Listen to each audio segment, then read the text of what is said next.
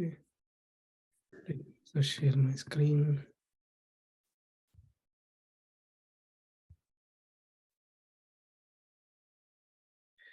Okay.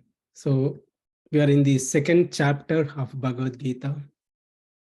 In this chapter, Krishna addresses the concerns of Arjuna. Arjuna in the first chapter raised various concerns, why he doesn't want to fight. And Krishna addresses the concerns of Arjuna in this chapter and trying to persuade Arjuna to fight, to do his duty.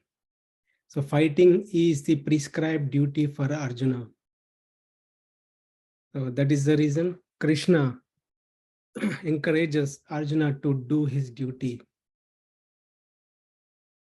So when one does his prescribed duty, there is no sin. But when one avoids his duties, that creates sin.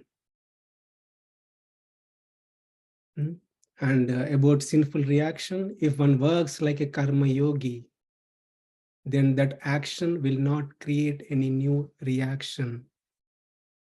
And the same action, when one works like a karma yogi, he will eventually come to the stage of a liberated soul, sthita prajnatyam. Right? So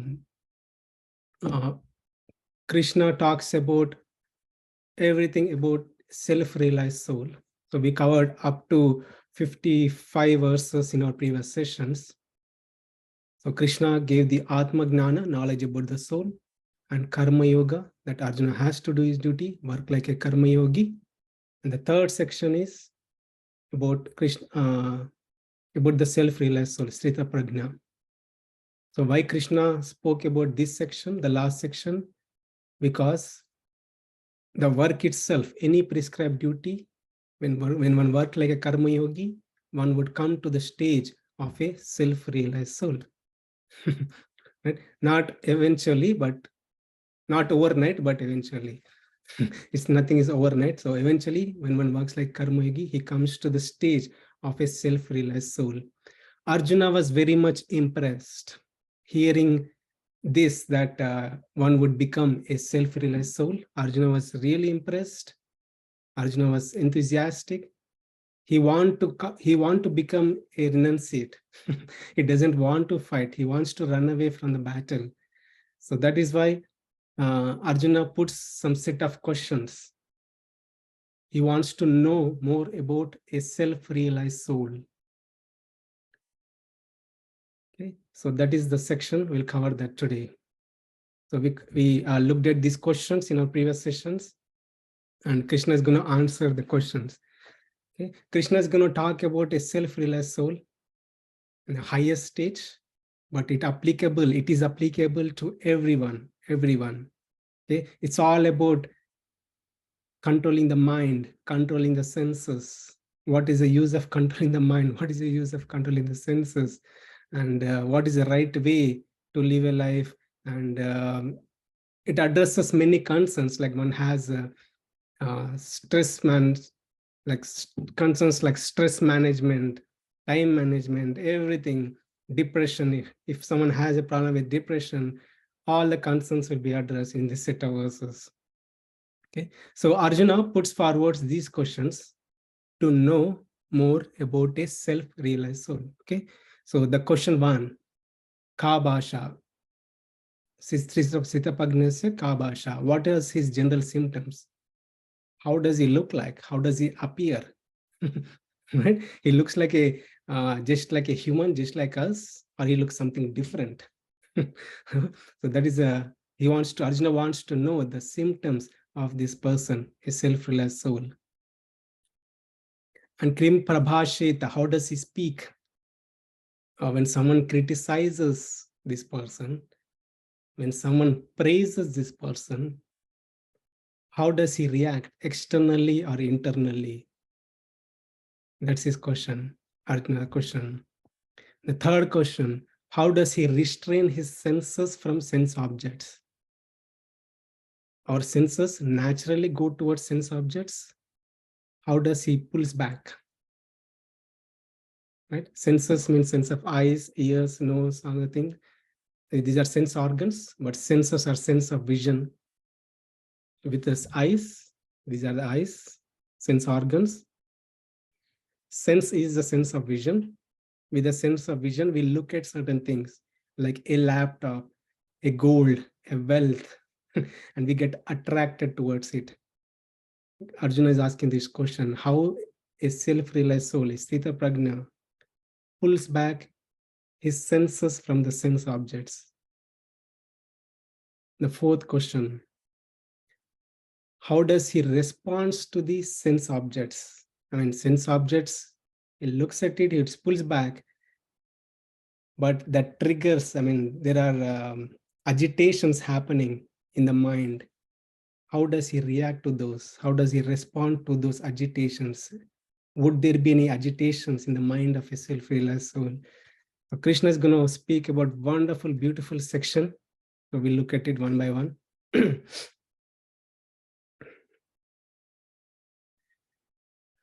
Text 55. This is the answer to the first question, symptoms of a Sthita Prajna. Okay. Someone wants to read this Sanskrit and someone can read the English. Yes, Prabhu. Shri Bhagavan Uvacha Prajahati Yada Kaman Sarvan Partha Manogatan Atmani Evatmana Tushtaha Sita Prajnastadochyate. Thank you, Prabhu. English, anyone translation? Okay, I'll read it. The Supreme Personality of Godhead said, O Partha, when a man gives up all varieties of desire for sense gratification, which arise from mental concoction, and when his mind thus purified finds satisfaction in self alone, then he is said to be in pure transcendental consciousness. So this is the highest stage of a self-realized soul, the symptoms of a self-realized soul. So Sthita Prajna. Sthita Prajna. What is Sthita Prajna? Prajna means intelligence. Sthita means fixed. Fixed intelligence. If a person fixes his intelligence on a wealth, a money, he tries to put all his efforts to attain that money, right? Maybe he become a wealthy person. If a person puts his intelligence, 100% intelligence on food, right? He keeps on searching for food and eats so much food and he'll create problems to himself. If a person fixes his mind on a sport, right, he tries to learn the sport and become that sports star. Maybe he could become a sports star, right? So he's fixed on one thing, a external thing, right? So Krishna is talking about a person who is fixing his mind, who is fixing his intelligence on a highest thing, not on an external thing. Okay, the highest thing, that is the Atma or Paramatma. So such a person can attain liberation. Okay, but we'll look into it step by step. So here, this person who doesn't have any desires, the Sthita Prajna, who doesn't have any desires for sense gratification. So how the desire starts? What is desire? Krishna talks about it in 62 verse. Dhyayate Vishwayan Punsa Sangas Sangopajayate Sangat Sanjayate Kamaha. Kama means desire.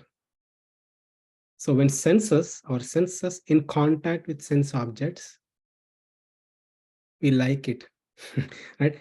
If a person looks at the gold, if someone is wearing a gold or beautiful dress and a gold ornaments, right? When the person looks at the other person's gold and ornaments, he'll like it. Wow, what a dress. wow, what a jewelry, right? And he tries to contemplate on it. Oh, very nice. I wish I had it. Where did you buy it? Starts thinking about it again and again, again and again. So just like in Google search, if you search for something, a car, if you search for a car in Google, Google knows my desire, right? It tries to, what are the website I go, it tries to show this ad about a car, right? So this is how Google works based on like how our mind works. So our mind is also similar thing, right? So when we put our attention towards a thing, when we get attracted towards a thing, we want to have it. We develop attachment towards it. Sangat sanjayate kamaha. We develop attachment towards it. By that attachment, desire develops. Okay. If a person looking at the gold or jewelry of a other person, he'll get attracted towards it, and he develops attachment towards it, and he develops desire to attain it. That's how desire arises. It could be anything in this world, like a car. If a person likes cars, he looks at the cars, he looks at again and again. Car, like red cars, like fat Tesla cars, or any sport cars, is fantasizes cars and looks at the cars in Google, and he develops attachment towards the cars. By such attachment, we keep on thinking on it again and again, again and again. It develops a desire to obtain it. I want this car right now. I want this car right now, whatever it may take. So people go beyond dharma, dharmic way or adharmic way, anyway, because of this uncontrolled mind, uncontrolled desires, people go out of bounds. Dharmic way or adharmic way, try to fulfill their desires. Try to fulfill their desires. Like, so this we see in regular politicians. They may be positions or wealth or properties or possessions, lands or properties. They'll put their eyes on the possessions, like a 10 acres, 20 acres land. They'll keep on thinking about it. They'll dharmic way, adharmic way, they try to steal that. Right? So that's what it happens. Senses would pull towards that object again and again, right? So where this arised from, how it started, again, same thing. Senses in contact with sense objects, contemplation starts and desire starts. Where this happening? From the mind. From the mind only. Nothing there, nothing outside, from the mind only. It's all about mind. Mind shows a movie. This is beautiful. This is the nice thing. You get it. Right? This happens to us every day in our everyday life. From the start of the day to the end of the day, we can look back couple of years and we can see, yes, this happens to everybody. So we'll see, like, is that wrong thing? I should not fulfill my desires. What happens? Why I should not, why I should or should not uh, develop attachment towards a certain thing? We'll look at that later. But this is a case of Sthitaprajna. He has no desires. He looks at the thing, but no agitation happens. No agitation happens because he's satisfied within. His happiness is from within, not from external things. His happiness from internal thing, that is a spiritual thing, that is Atma or Paramatma. Okay? As long as one tries to seek happiness from external things, like a money, a phone, a laptop, a land, right? These are the desires will grow and again and again, again and again. It will be hard to control or put a check on those desires. Okay. This is the happiness formula. Okay, so simple math here. On the numerator, there is the number of desires fulfilled, and the denominator, number of desires entertained. Okay, if a person has so many desires, looking at the things every day, he's accumulating so many desires. I want this, I want this gold, I want this land, I want this car. Right, the desires will grow, grow, grow, grow, grow. If he has many unfulfilled desires and only one desire is fulfilled, and 100 desires are not fulfilled, they're still in stock. Right, 1 by 100 is 0.01. The happiness one would get in any life with so many desires is very less. So this is a wonderful math given by our saintly acharyas. If let's put the higher number on the above, on the numerator, flip it, 100 divided by 1, it's 100 only. 100 divided by 1 is 100. The happiness is 100, because we are not hankering for things from the external objects, money, wealth, properties, or anything. Our mind is peace of mind, happiness one would get when the denominator is less. Right, if a person has 100 desires fulfilled, the numerator is 100, but he still has 2 desires which are not fulfilled, really, really strong. He want to attain it, whatever it may. Right, 100 by 2 is 50, right? So he'll be 50% happy only in his life. So there is nothing wrong in desires. We'll look at it. So what causes the desire? So we looked at it. What causes the desire? Senses. In contact with sense objects, we contemplate on getting it for our own enjoyment, by which a desire arises. Desire, I want it right now. The question comes, is having desire wrong?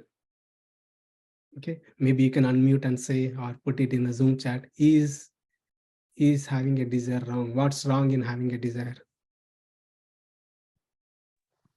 Prabhuji, like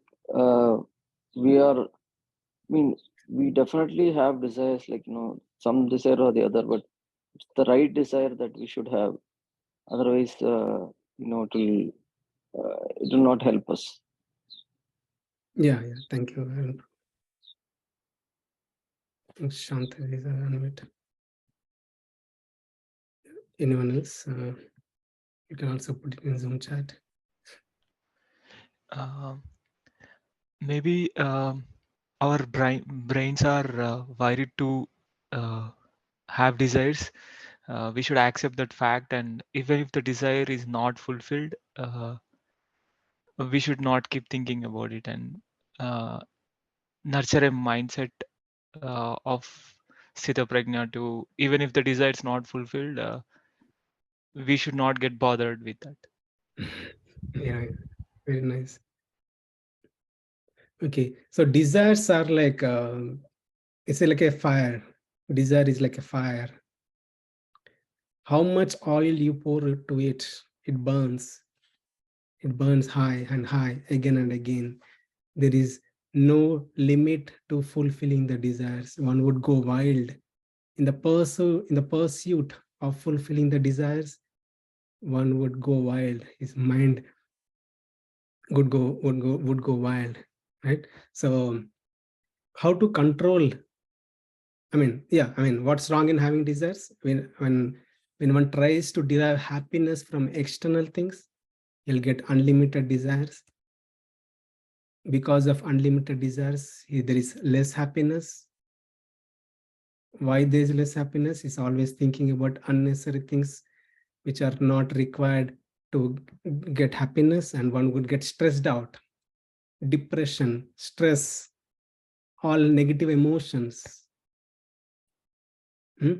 One cannot stay in peace of mind when one has unlimited this flow of desires, incessant flow of desires, right? So can I suppress my desire? If a desire comes, looking at certain things, Can I suppress my desires? Oh no, I will not get it. I will not get it, whatever it is. Yeah, one can suppress it to certain extent. Looking at the car, $1 million car, one would get a desire. I want to obtain it, right? But would suppressing help? No, I will not get it. I will not get it. I will not get it. Or I cannot afford it. One would suppress for certain time, but the trace of the desire is still there. This desire is still there.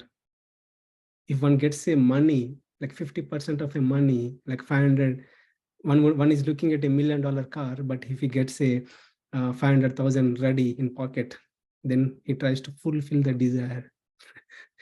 So desires are like stored in a bank account. They're not going to go anywhere. They'll come back. They'll come back. Right? They bother us. If you are thinking again and again, they bother us. Right? So what is the solution?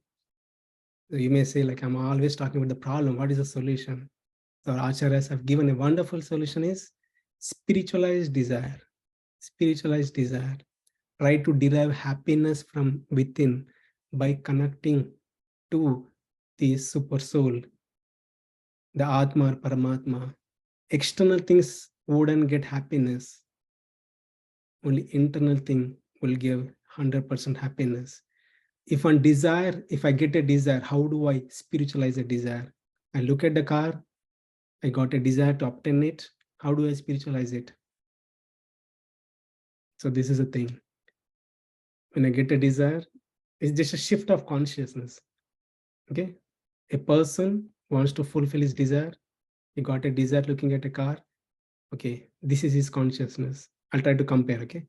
Person one looks at the car, try to fulfill the desire for his own pleasure, his own pleasure, his own enjoyment.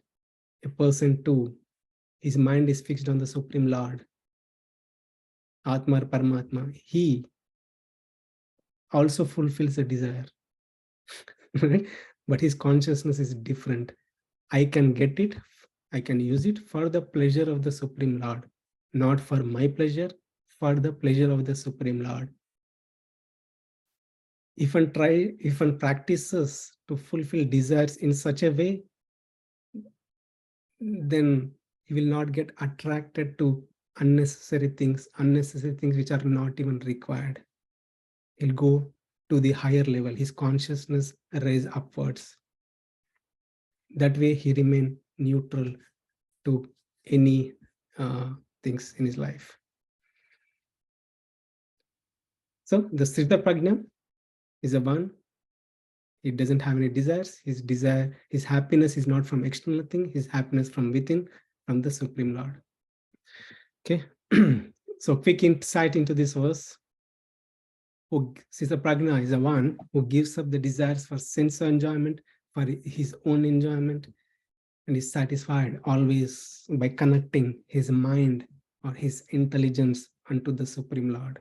He derives great satisfaction by such connection unto the Supreme Lord, by shifting his consciousness from self-enjoyment versus having any object for the pleasure of the Supreme Lord. So that way he can remain neutral.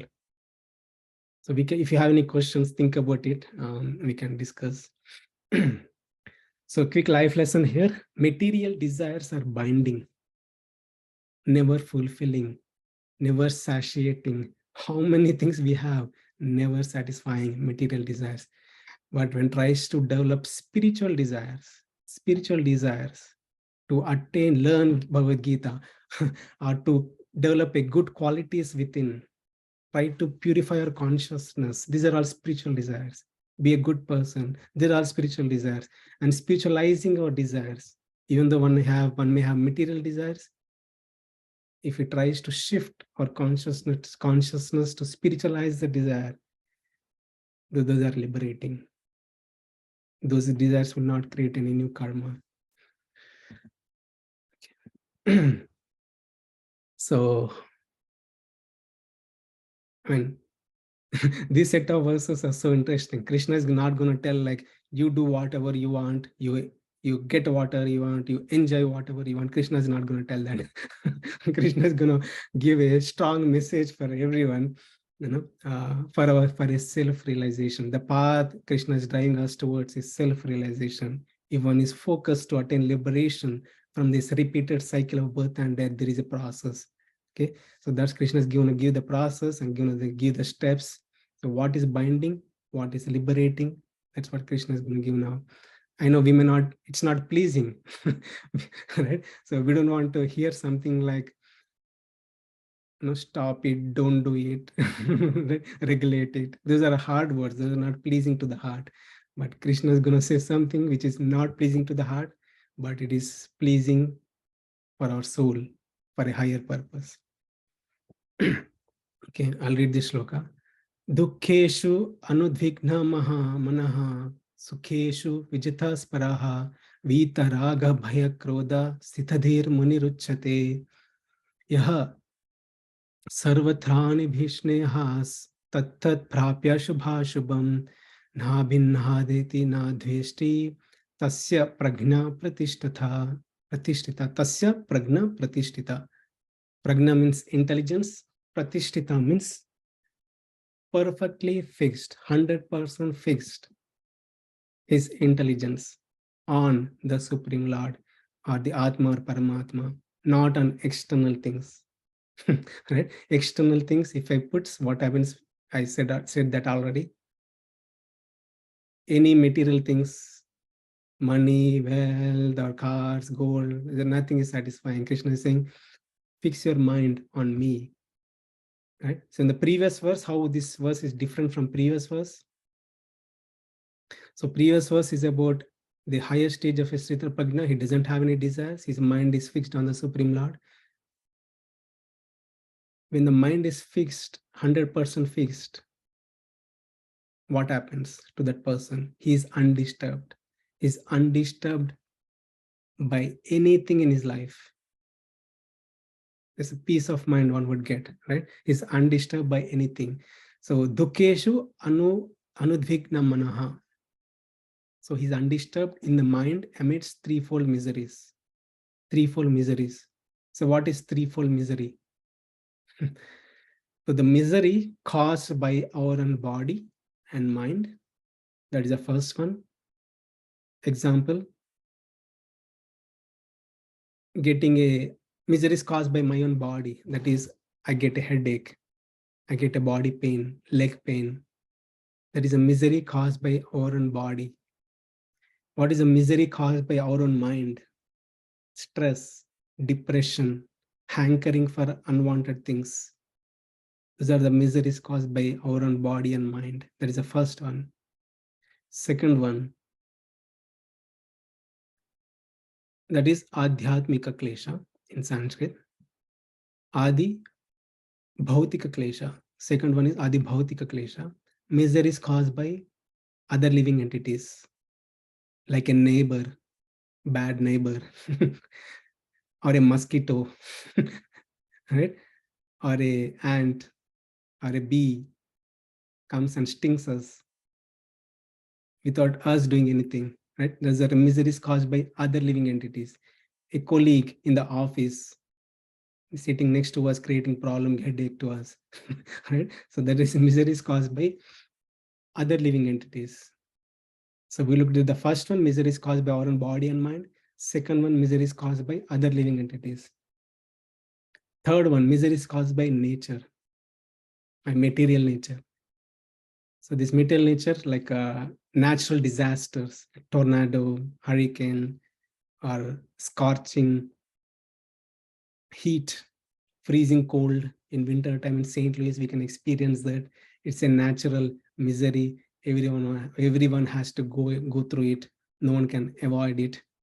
So these are the threefold miseries. Everybody gets it. Whatever we try to avoid it, everybody gets body pains, everybody gets mental depressions, everybody gets problems from other beings, friends or neighbors, and everybody gets the problems from the nature. No one can avoid it. These are the threefold miseries. Okay, and Krishna here is saying, Sthita Prajna, whose mind is fixed on the Supreme Lord, is undisturbed by any of these miseries. Any of these miseries. How is that possible? Yes, Sthitaprajna stage, that is possible because he's a self-realized soul. But I'm not a self-realized soul. How this applies to me, we'll look at it in next slide. We'll go through one by one. He's not elated when there is happiness. This is about the self-realized soul. He's not elated, too much elated when there is happiness. He stays neutral. He's free from attachment, fear, and anger. What is attachment? When we don't have this thing, when I don't have a car, I hanker for a car. I want a nice car. When I keep thinking about the car, I develop attachment towards it. Right? Attachment towards it. And develop a desire to attain it. And again, when the object is, when my attachment is more, I'll get a fear that object will be taken away. Something will happen to my car. Right? When something really happens to the car, then one would get frustrated, irritated, anger comes, right? By attachment, fear to anger. But this Sthitaprajna is neutral to everything. Is not get attached because of there is no attachment, there is no fear, there is no anger. Okay, we'll see in next slide how it applies to us. So such a person who is free from all this is a Sthitadhir Muni. Sthitadhir Muni is a Sthitaprajna or Sthitadhir Muni. Okay? And Krishna is saying few other things. He's unaffected everywhere in this world. He's in US, he's in India or China, whatever he is. His consciousness is not disturbed. Whatever he gets, good or evil, he may obtain. Right? In our life also, we get good things sometimes, promotions, good money naturally flows in. Sometimes bad things happen. Money goes outside, outwards, not inwards. So positives or negatives, he remains neutral. He doesn't praise if someone gives a gift to him. He doesn't praise, oh, thank you very much. You are the, I love you. If one doesn't give a gift to him, the Sthitaprajna, one doesn't give a gift to him, he doesn't criticize like, I hate you. He's neutral to both praising and despising. Such a person is a saintly person because his mind is fixed on the Supreme Lord. How is that? How all this applies to me? Right? We'll see.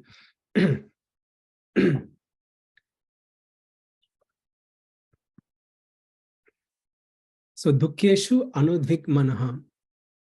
The Sthitaprajna, the self-realized soul, is undisturbed in threefold miseries. So I talked about threefold miseries: Adhyatmika Klesha, Adi Bhautika Klesha, Adi Adhyatmika Klesha, Adi Devika, Adi Bhautika. Right? So a yogi, a practitioner. So I mean, these slokas are for a self-realized soul. We are not self-realized soul, but we can practice. Like if I want to become a Sachin Tendulkar, right? I want to become the best batsman in the world. I'm taking Sachin Tendulkar here. If I want to become a best batsman in the world like Sachin Tendulkar, I need to learn the similar skills like Sachin Tendulkar. I need to practice it. I do a net practice and I practice it. I'll try to attain it, right? So similarly, one can practice these things. We are not a self-realized soul, but these slokas applies to us because we are practitioners. We are practitioners. So when the threefold miseries happens, right? Misery is caused by body and mind. Misery is caused by our neighbors or friends. Or misery is caused by natural disasters. A yogi is undisturbed by thinking this thing in mind, that this is a consciousness. He considers things happening because of my own karma. Maybe I have a bad karma, something going wrong. And he prays to the Supreme Lord, God, give me the strength to go through this suffering. And the third thing is, he considered that's to be Krishna's plan. The Supreme Lord has a plan for me, for my purification. So that way, when tries to support his consciousness in such a way, then he remains undisturbed. A practitioner also can remain undisturbed. I know this is hard, but it takes a practice. Sukeshu vijitas paraha. Is not elated when there is happiness. Now, when there is a happiness by external things, like job promotion or a money or anything, sometimes we get too much happiness. We are too much elated.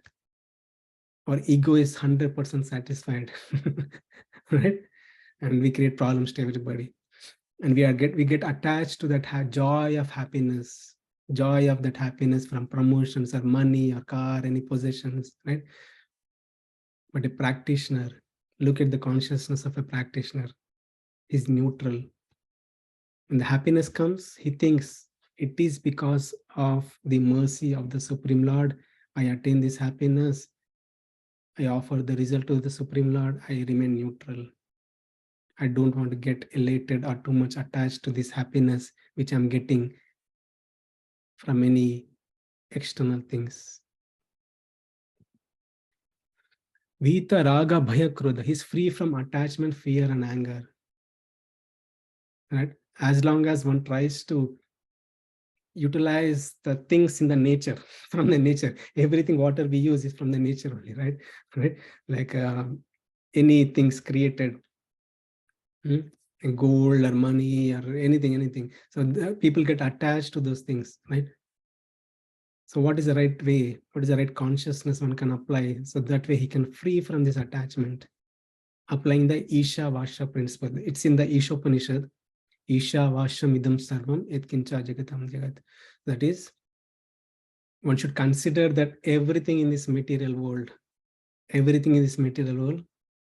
belongs to the Supreme Lord. Of course, it belongs to the Supreme Lord. Everything belongs to the Supreme Lord. What are created in this world, everything belongs to the Supreme Lord. He's a controller and owner of everything. If one thinks that this does not belong to me, this is temporary, I have to leave it one day, then there is no attachment, no fear, no anger. Right? That everything belongs to the Supreme Lord. I'll use it for the pleasure of the Supreme Lord. There is happiness and joy. As long as one is attached to the things, right? So there is no happiness. Sitadir Muni, so the person who is fixing his mind on the Supreme Lord, he remains neutral of any things outside things, right? Yeah. So how is unaffected everywhere in this world? So he sees everything through the instructions of Bhagavad Gita, applying the instructions of Bhagavad Gita. What are good or evil he may obtain? He considers that to be a Krishna's plan, maybe by his own karmas, something is good thing is happening or bad thing is happening. He applies this principle that it is karma only and something is happening for my purification. So that way one can remain neutral. So these are the purports and given by our acharyas. So praising or despise, he doesn't hate, he doesn't love too much someone, he doesn't hate anyone, he remains neutral. So such a person is a Sthita Prajna, and Krishna is giving the qualities of a highly self-realized soul, but we looked at how this applies to us. How can we also remain neutral by any such disturbances? Okay, I'll move on.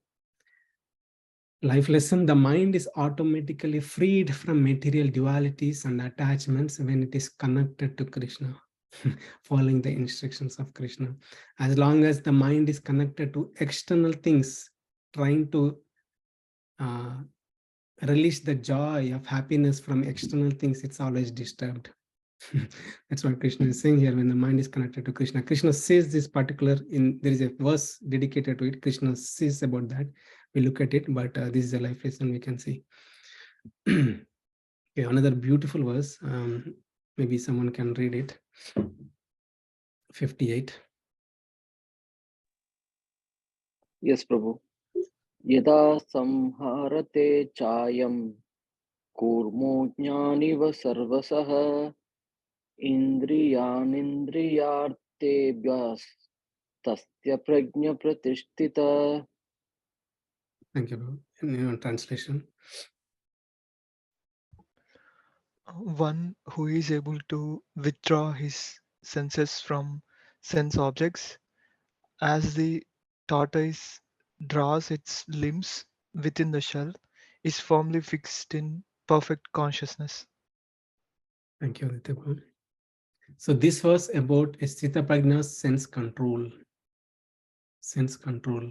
So Arjuna asked this question, how a person, a Sthita Prajna's self-realized soul, controls his senses. So in the previous verse, Krishna gave the highest stage when no desires and happiness is from within. And by such happiness is not disturbed, not disturbed by any dualities in the world. And Krishna in this verse saying, why he remains undisturbed? Because he knows very well how to control senses. Of course, it's a natural thing that senses in contact with sense objects, agitation happens. We want to get it. We want to get it. We want to attain it. Right? Agitation naturally happens. So when the agitation happens, this Sthita Prajna, a person is fixed intelligence on the Supreme Lord. He can control his senses, pulls back, right? So Krishna, Kurma means tortoise. Krishna in this verse, Krishna is giving the analogy of a tortoise, a turtle, a tortoise. So tortoise uses his limbs to go walk or swim around, right? But when the tortoise sees any dangers, any problems, then tortoise pulls back the senses, to pull back the limbs, all the senses it tries, all the limbs it tries to pull back, right? All the hands and legs it tries, and head also, everything pulls back and put it into this shell. That's the quality of a tortoise. So that way tortoise will not get hurt if some dangers are happening. Similarly, by this example, Krishna is trying to teach us that when the senses in contact with sense object, when the agitation comes, pull it back, pull your senses back. That way, you will not be disturbed. Okay. So let's talk through a little bit. So what's wrong with sense enjoyments, right? So my eyes naturally go towards things, right? Whatever I see, I want it, right? So what's wrong with that? Why do we need to pull our senses from sense objects? And how to control these wild senses? When the senses are out of control, the mind will be out of control. Right? So Krishna is giving the root cause of the problem, any problem. Right? If you are looking at a IT problem, we need people look at what is the root. People do root cause analysis, try to see where these problems are originating from. Right? So Krishna is trying to give these verses for us to know where these problems are arising, how these problems are arising, what is the root cause of the problems of undisturbed mind.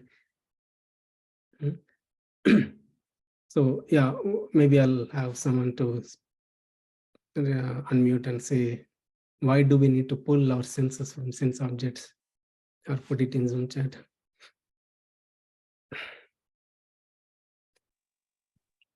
Hare Krishna Prabhu. Yeah, Yeah, so basically, like, even in the case of, like,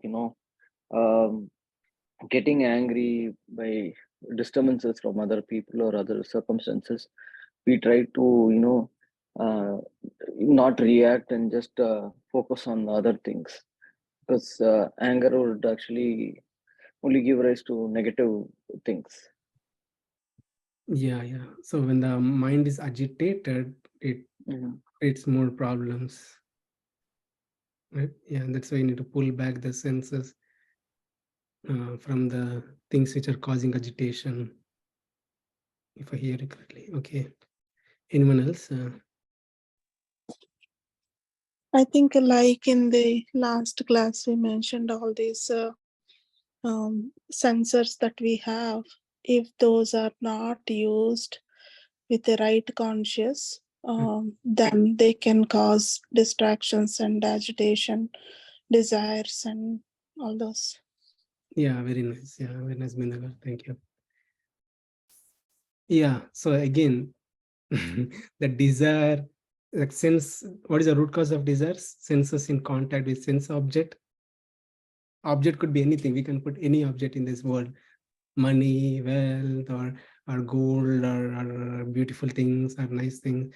Can put anything in that bracket, right? So when senses in contact with sense object, agitation develops. Agitation happens in our mind, and it's always never satisfying. How much we tries to fulfill our desires, it's always never satisfying. That is why one would need to work towards pulling the senses from sense objects to have a peace of mind, right? So in this connection, now it's a story time. There are three stories I'm going to talk about now. So one story about Indra, Lord Indra, he was cursed by Brihaspati. So we all know Lord Indra is the god of heaven. He resides in the heaven, right? So one day he was nicely enjoying, in the heavenly planets, there are so many facilities, so many facilities of alcohol, so many facilities of women, and there are wonderful facilities available. He was just enjoying his life and not forgetful about his duty. And his guru Brihaspati stopped by, and he looked at Brihaspati, looked at this person, and Indra did not even got up or offer obeisances to this teacher, spiritual master. Then Brihaspati got angry and he cursed Indra to become pig, to become pig for 1 year, 1 full year. So Indra fell off and he became pig. He got the pig body.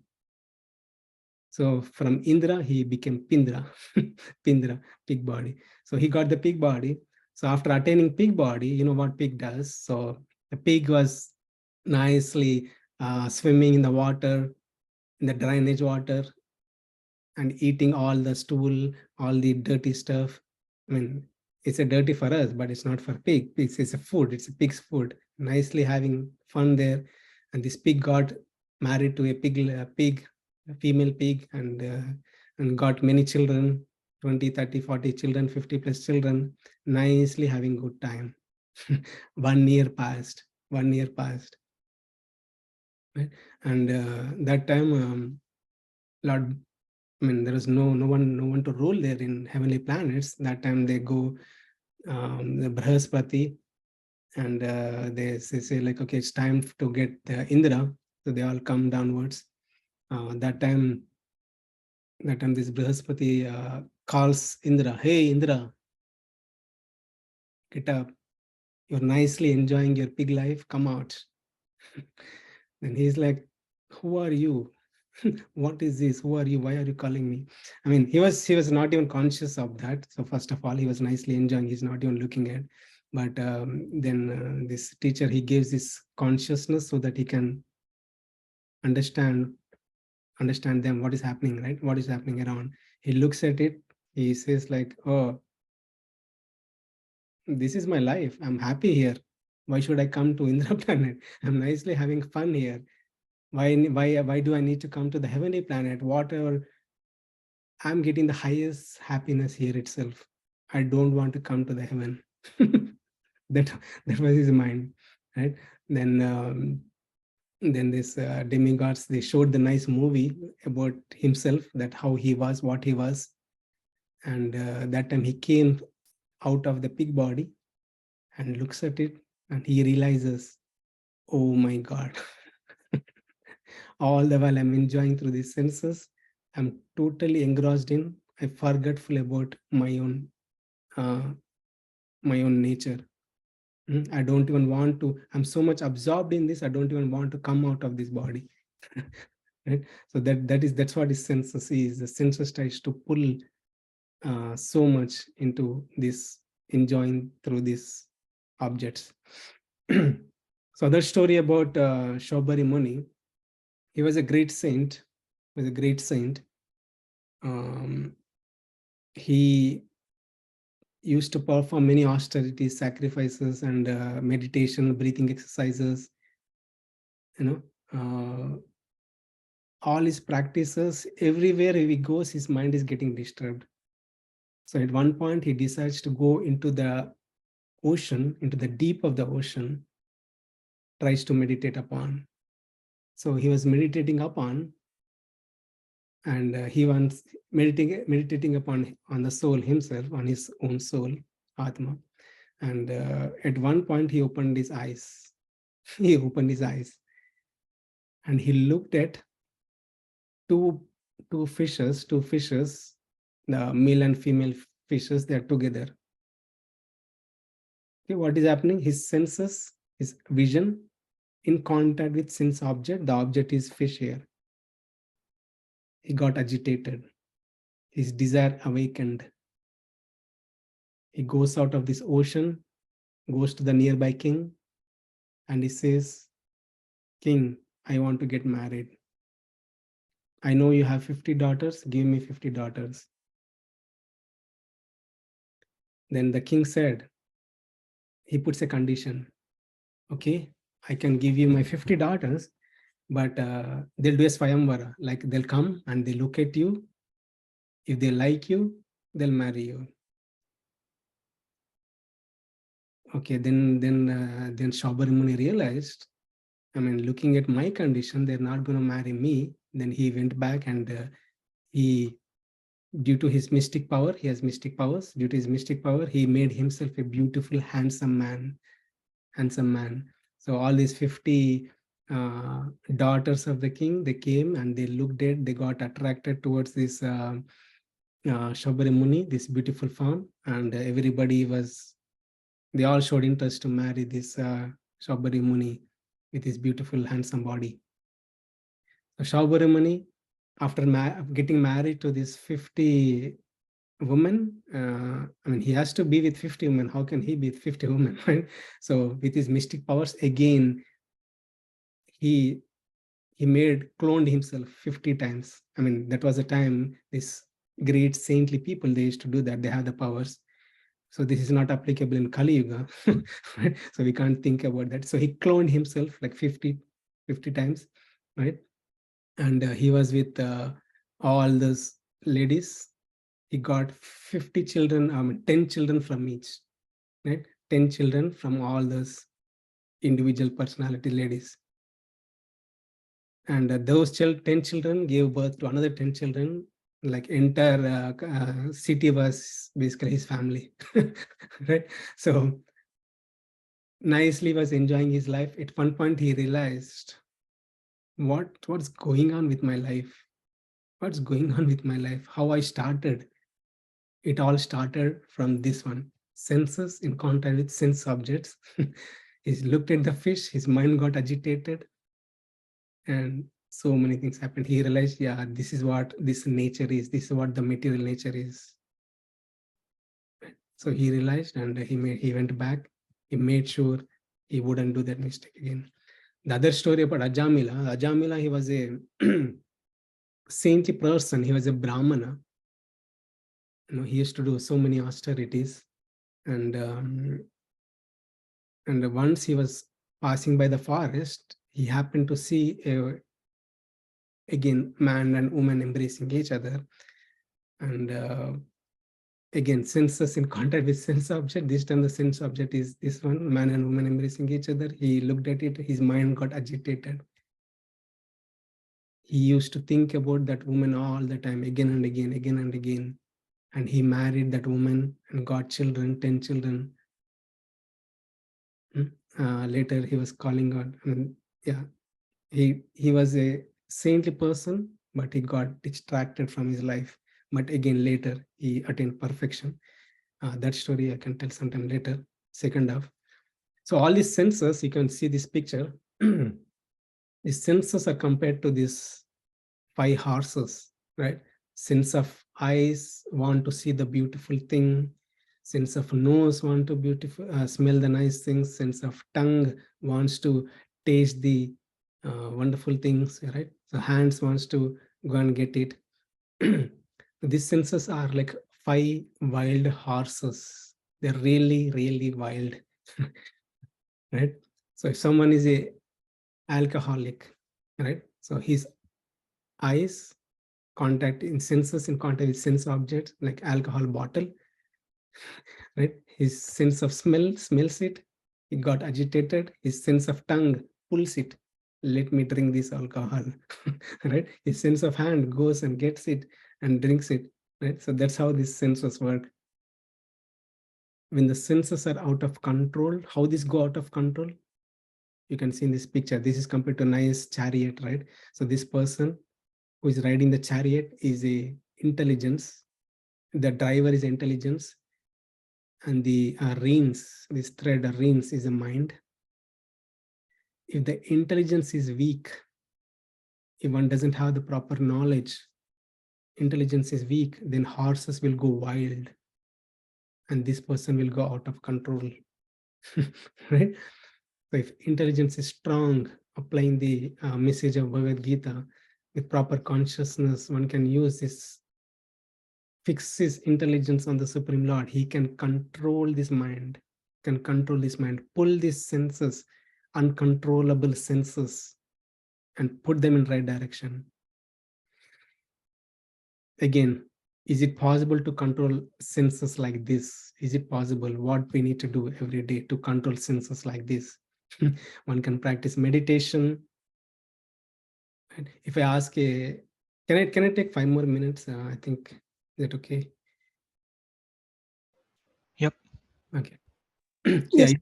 Yeah. Okay. Is it possible to control senses like this? Senses are wild, they go here and there. Is it possible? What I need to do?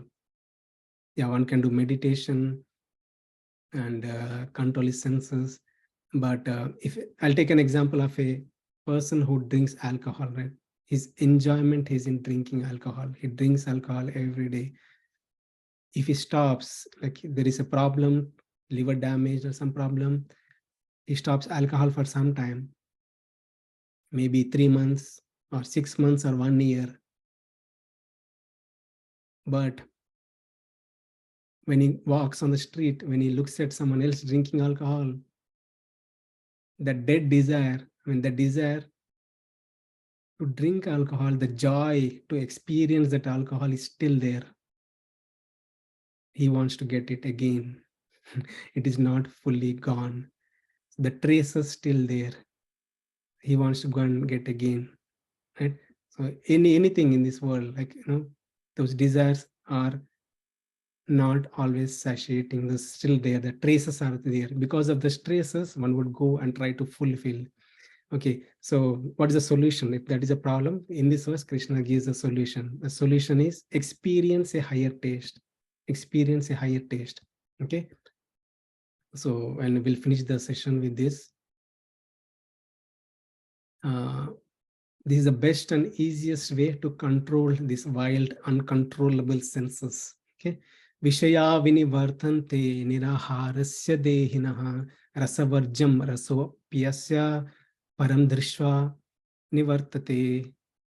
Though the embodied soul may practice to restrict his senses from enjoying the sense objects, the taste for sense enjoyment, the desire for enjoyment remains. But one can cease from it by experiencing a higher taste. Higher taste. When one experiences a higher taste, the lower taste naturally goes away. Simple example, if I take my child to a store, my child looks at the toy, senses in contact with sense object. She got agitated and she says, buy me. I'll say no. Like any other father, no. So she keeps thinking about it. This toy is the best toy in the world. I want to enjoy with this. I want to play with this. She starts thinking about it, contemplates on it, right? Then attachment develops. She says, I want it right now. Then I'll say no. She get angry. Why are you not buying me this? Right? Then I'll say, okay, how to stop this child? Right? I need to tell something. I need to give her something a higher taste. What is a higher taste? What she likes. I'll say like, I'll buy you ice cream instead of this one. What about that? She likes ice cream. Yeah, she puts the toy aside and she goes to buy an ice cream because she loves ice cream. That's how she gets a higher taste. I mean, playing with toy is a lower taste for her now because she got a higher taste. So anything material in this world, these are like a lower tastes. One would hanker to, attain or get it, run behind it. These are like a lower taste. But when one experiences the higher taste, connecting our mind and consciousness to the Supreme Lord, these become inferior. All this becomes lower desires, lower, inferior. Okay, so nice stories, and we are running out of time. I'll tell one story from this one, the first story only. Other stories we'll see in the next session. So in the life of Ramanuja, so there was a person who was like bodybuilder. He has hefty body, okay, and he has a wife. He was at one point in the Srirangam. So there is a nice procession happening, right? So the god was put on that car or the chariot, and he was all the Ramanujacharya and disciples. Many people were trying to follow this Ratham, right? Rath, chariot, and at one point the Ramanujacharya was looked at a person. This person was like this. He was a heavy personality. He held this umbrella on the body of a lady. Okay, and this person was walking backwards. You can see in this picture, this person was walking backwards. Ramanujacharya looked at it like entire procession of the god is going forward and this person is going backwards. Then he was really shocked, and he sent his disciples, hey, go and find what's going on with that person. And all the disciples went and they asked, what's happening with you? Why are you walking backwards? And this person said, his name is Dhanurdas. Dhanurdas said, I'm looking at the eyes of my wife. She's so beautiful. She has beautiful eyes. I can't take my eyes out of her eyes. I want to see her eyes all the time. That's why I'm walking like this. I want to make eye contact, right? And I want to make sure her body is not hurt by this heat, summer. That's why I held an umbrella. Then these disciples really got shocked, and they went back and they reported to Ramanujacharya, saying this. Ramanujacharya, he said, like, really? Okay, he went to that person, Dhanudas. He asked the same question, what's going on with you? Why are you walking like this? And Dhanudas said the same thing, like, my wife's eyes are so beautiful. No one in this world has these beautiful eyes. Then Ramanujacharya said, okay, what if I show you the most beautiful eyes in the universe? What you will do? And he said, like, no way. Only my wife has the beautiful eyes. Then Ramanujacharya pulled his hand and took him to the deity, into the main temple room, and he prayed to the Supreme Lord, O Ranganatha, please open your eyes. Please open your eyes. This person has an inferior desire. Please open your eyes. At that time, Lord Ranganatha opened his eyes, and this Dhanurdas looked at the eyes of the Supreme Lord. He got fainted, and he later became the disciple of Sri Ramanujacharya. So he had a lower taste before, but he experienced a higher taste by looking at the Supreme Lord. So his desire, what he had before, that was a lower taste, right? So once he experienced the highest taste, he did not went back and do the same thing. right? So that's a higher taste. So we look at few other examples in our next session. So I'll stop here. If you have any questions, thoughts, or sharings, you can take now.